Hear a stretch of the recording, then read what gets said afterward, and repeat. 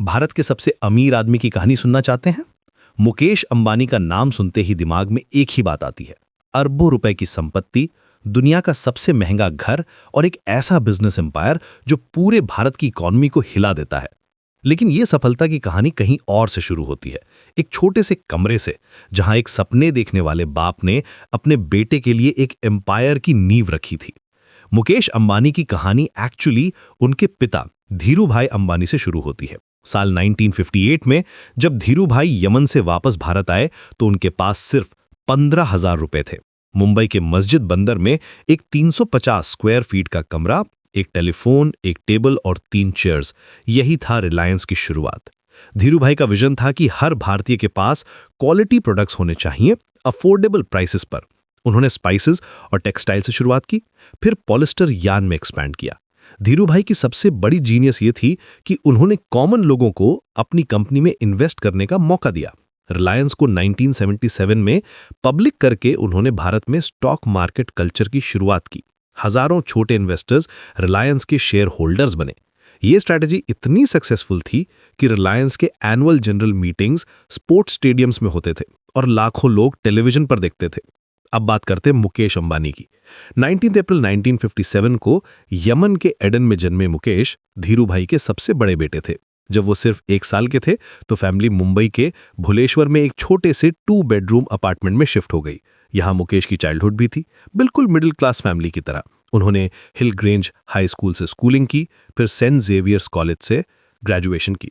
Chemical engineering में degree लेने के बाद वो स्टैनफोर्ड यूनिवर्सिटी गए MBA कर। लेकिन यहाँ एक इंटरेस्टिंग ट्विस्ट आता है। 1980 में जब मुकेश स्टैनफोर्ड में पढ़ रहे थे, धीरूभाई ने उन्हें वापस बुला लिया।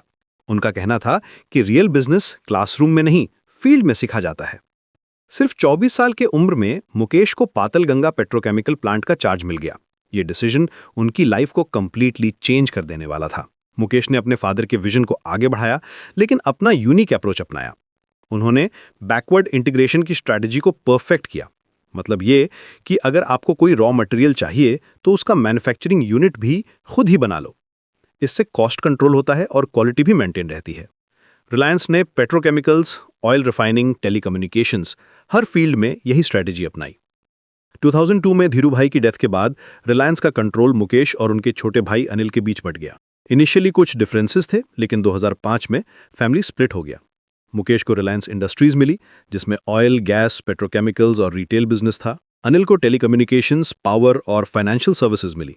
मुकेश ने अपनी कंपनी को नई हाइट्स पर पहुंचाया। 2016 में उन्होंने रिलायंस जियो लॉन्च किया, जिसने पूरे भारत के टेलीकॉम सेक्टर को हिला दिया। Free voice calls, cheap data plans, ये स्ट्रैटेजी इतनी सक्सेसफुल थी कि आज जियो के पास 500 मिलियन से ज्यादा कस्टमर्स हैं।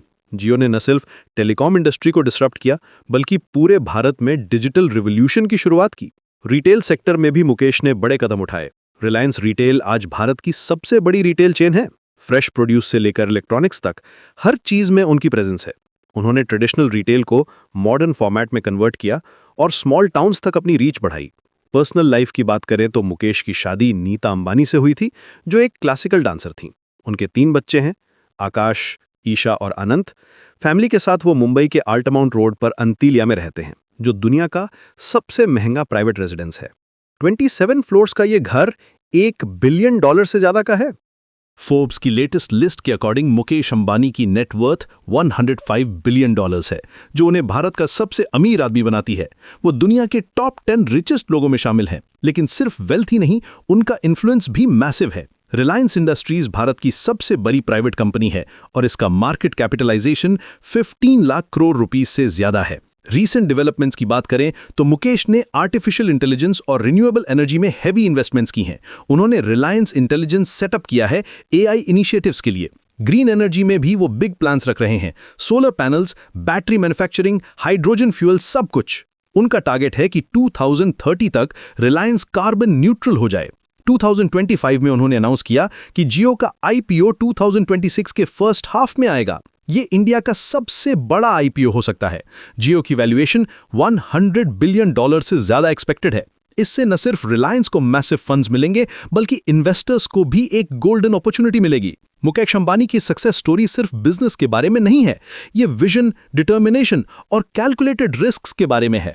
उन्होंने हमेशा फ्यूचर को देखा है, ट्रेंड्स को प्रिडिक्ट किया है। जब सबको लगता था कि टेलीकॉम मार्केट सैचुरेटेड है, तब उन्होंने जियो लॉन्च किया। जब ई कॉमर्स बूम हो रहा था, तब उन्होंने रिटेल को डिजिटल के साथ इंटीग्रेट किया।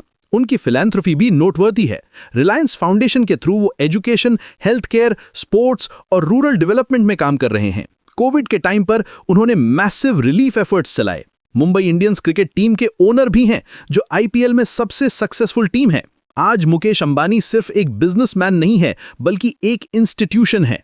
उनके डिसीजंस पूरे भारत की इकोनॉमी को इफेक्ट करते हैं। स्टॉक मार्केट्स में उनके स्टेटमेंट्स का इमीडिएट इंपैक्ट होता है। ग्लोबल लीडर्स उनसे एडवाइस लेते हैं। वो भारत की कॉर्पोरेट वर्ल्ड के अनडिस्प्यूटेड किंग हैं। लेकिन सबसे इंटरेस्टिंग बात यह है कि मुकेश अंबानी अभी भी ग्रोइंग है।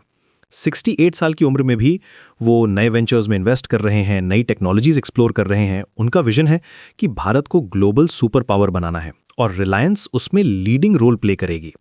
From a small trading company to a global conglomerate, ये जर्नी अभी भी कंटिन्यू है और शायद सबसे एक्साइटिंग चैप्टर्स अभी आने बाकी हैं।